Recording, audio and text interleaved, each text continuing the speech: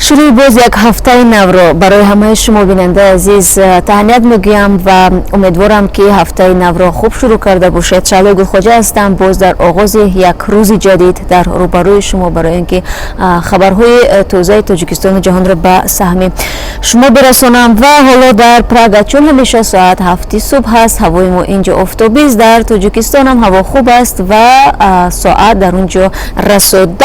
خب یک جا با شما میبینیم که حالا چه خبرهای تازه را در دست داریم. البته شروع میکنم از یک خبر عاجلی که یک چرخبال حامل 13 کنور در پایان پیریخ فورتنبرگ در حدود نویه لخش یعنی جرگتال سابق به صدمه دچار شده است. این کوهنوردان پس از فتح قلعه اسماعیل سامانی بلندترین قلعه در تاجیکستان به قرارگاه خود برمیگشتند. قلعه اسماعیل سامانی که کمونیسم سابق است 7495 متر بلندی دارد تا به حال سرنوشت کوهنوردان و اینچنین سه سرنشین چرخبال می 8 نامعلوم باقی میماند. امید یوسف و سخنگوی کمیته حالت فوق‌العاده تاجیکستان شب 12 اوگوست در صحبت با رادیو آزادی گفت حادثه ساعت 16:30 بعد از ظهر یکشنبه رخ داده است.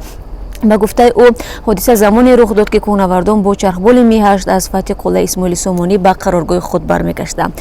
سخنگوی کمیته حالت فوق‌العاده افزود در حال حاضر رئیس رهبریت این نهاد وزارت امور داخلی، وزارت دفاع و وزارت تندرستی و حفظ اجتماعی کمیسیون دولتی تشکیل شده با دو چرخبال به محل حادثه رفتند.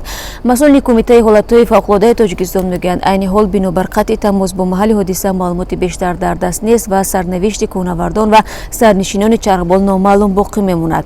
امید یوسف و افزود هویت کوهنوردان دقیق نشده است و در جریان روز در رابطه با این رویداد معلومات بیشتر ارائه خواهند کرد. ولی با نوشته بعضی خبرگزاری ها در میان کوهنوردان شهروندان روسیه، بلاروس و اسپانیا بودند. بیننده عزیز ما در جریان روز حتما این موضوع را پیگیری خواهیم کرد و تفصیلات بیشتر از این را برای شما خواهیم گفت.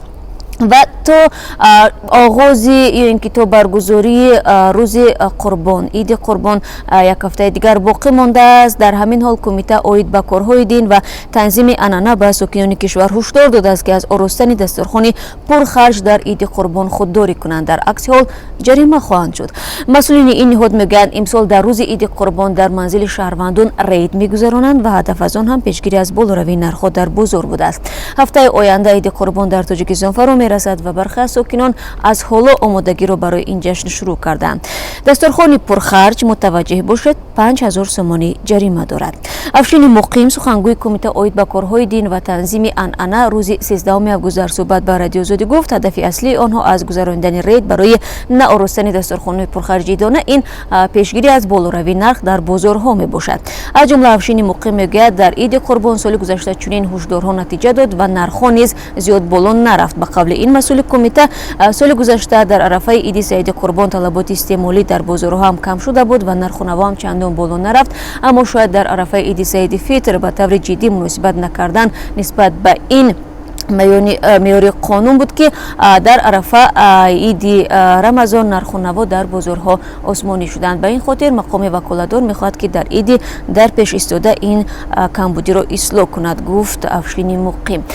مسئولین کمیته دین و تنظیم عنعنه میگویند شهروندان به جای آراستن دسترخوان پرخرجیدانه بهتر است آن را با میوه‌جات وطنی و محصولات دستی بانوان آرا دهند. عید قربان یا عید الاضحی از بزرگترین جشن‌های مسلمان هاست که در پایان مراسم حج و زیارت مکه برگزار می شود. این جشن در برابر عید رمضان یکی از عید اساسی برای مسلمانان به شمار می رود. هرچند این دو عید در تاجیکستان رسما روز استراحت اعلام شدند، اما در سال گذشته در روز عید قربان بعضی کارمندان بخصوص مؤسسه‌های تعلیمی به کار دعوت شده بودند. ولی اقدام اخیر کمیته دین برای جلوگیری از دسترخوان‌های پرخرج را برخی از کارشناسان نقض آزادی‌های شهروندان می‌دانند. ادعایی که خود مسئولین کمیته آن را رد می‌کنند. افشین مقیم سخنگوی کمیته می‌گوید که هدف از گذراندن ریت‌ها دخالت به زندگی خصوصی شهروندان نیست، بلکه به قول او قانون جانبدار یک نوع برابری اجتماعی در جامعه است و آن کاملا به منفعت مردم میباشد.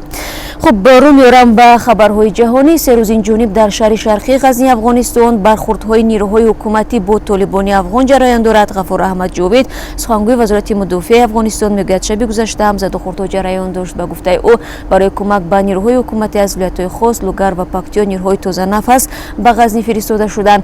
شهر غزنی مرکزی ماموری ولایت غزنی بوده. شورای کلیدی افغانستان بین کابل و قندهار را توسط این شهر میگذرند.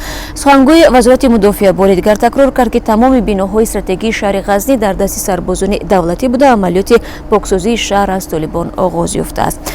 خبرگزاری دولتی چین ادعا میکنند که بازداشت اوغورتباران برای جلوگیری از فاجعه بزرگتری به عمل آمده است. این جواب حکومت است که بعد از اظهارات سازمان ملل متحد درباره وضع اوغورها در ولایت شینجیانگ نشر شده است. سازمان ملل متحد اظهار نگرانی کرده است که حکومت چین تخمینا 1 میلیون اویغور را بازداشت نموده است. کمیته ضد تبعیض نژادی سازمان ملل متحد دوم آگوست ابراز داشت که در چین 1 میلیون اویغور را به مرکزهای ضد اکستریمیستی انتقال داده بعدا به اردوگاه‌های تربیوی می‌فرستند. به قول خادمان این سازمان اکثر اویغورها و مسلمانانی که در شینجیانگ بازداشت می‌شوند نه به عیب مواجه هستند و نه در دادگاه محاکمه می‌گردند.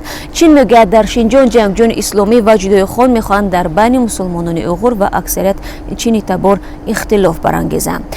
خب و رهبران 5 کشور ساحل بحر کاسپی ایران و روسیه و آذربایجان، ترکمنستان و قزاقستان روز 12 آگوست یعنی دیروز برای حل اختلاف چندین ساله درباره مقام حقوقی این بحر سازشنامه امضا کردند.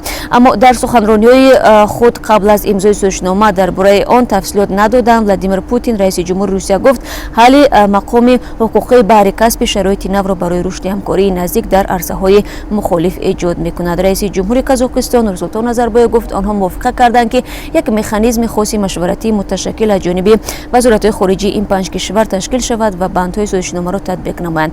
حسن روحانی رئیس جمهور ایران، الهام علیف رئیس جمهوری آذربایجان و قربانگل بردی محمدov رئیس جمهور ترکمنستان نیز در این جلسه اشتراک و سخنرانی کردند. مقام حقوقی بحر کاسپی پس از فروپاشی اتحادیه شوروی در سال 1991 مورد بحث و مناقشه بود. برمیگردم به تاجیکستان، اونجا باز خبرها هست. ماموران آژانسی ضد فساد در تاجیکستان 2 نفر را برای طلب $9000 پاره برای شامل کردن یک داوطلب به فاکولته طبی دانشگاه ملی بازداشت نمودند. مقامات روز 11 آگوست گفتند که محمد خلیلوف و خورشید قربانوف ماه ایون امسال هنگام گرفتن پول در نزدیکی بیمارستان قره بالا دستگیر شدند. معلومات بیشتر درباره کی و چکاره بودن این افراد گفتن نشده است. مقامات از نفر جبریده نیز تنها نام بردند. مقامات گفتند محمد خلیلوف و خورشید قربانوف میانهای ماه ایون امسال با شهروند در دوشنبه واخوردند. گفتند که برای وضع $9000 میتوانند او را به فاکولته طبی دانشگاه ملی داخل کنند. با مقصد باور بخش کردن فریب خود اصرار کردند تا سنه 25 ایون مبلغ طلب نمودهشان را با نسخه شناسنامه و اتستات به آنها دسترس نمایند. گفتند در مقامات. ماموران آژانسی ضد فساد میگویند این 2 نفر در نوبت اول از داوطلب $1000 را گرفته هر چیز زودتر آوردن $8000 دیگر را طلب نمودند. روز 25 ایون سال 2018 در نتیجه اندیشیدن چاره‌های اپراتیوی محمد خلیلوف و خورشید قربانوف در شهر دوشنبه دستگیر گردند. مبلغ‌های ذکر شده از داخل ماشین شخصی خلیلوف همچون دلیل شایع گرفته شدند. در رابطه با این حادثه پرونده جنایتی باز شده است و یک ساکن جوان نوحه کوهستان ماسچو با ضرب تیر کشته شده است. منابع در حکومت نوحه کوهستان ماسچو با شرط افشا شدن نامشان گفتند که حادثه پس از ظهر 11 آگوست در دره یغناب رخ داد. به قول منابع عبدالرحمن 19 ساله که به چوپانی مشغول بود در اثنای کار از تیر سیلو کشته شد. مقامات جسد عبدالرحمن را برای کلبه شکافی به نوحه عینی بردند. همصحبت ما در حکومت کوهستان ماسچو گفت طبق فرضیه پیشکی عبدالرحمن از ضرب تیر یک شکارچی کشته شده است. این مسئول حکومت کوهستان ماسچو افزود مقامات گمانبار را بازداشت کردند و تحقیق قضیه شروع شده است. از جمله مقامات باید دقیق کنند که کشتار این چوپان از بی‌احتیاطی بود یا برقصدانه صورت گرفته است. بیننده عزیز تشکر میکنم که چند دقیقتون رو به ما بخشید. خبرهای بیشتر رو بعد از 3 ساعت دیگر من با شما در میان خواهم گذاشت.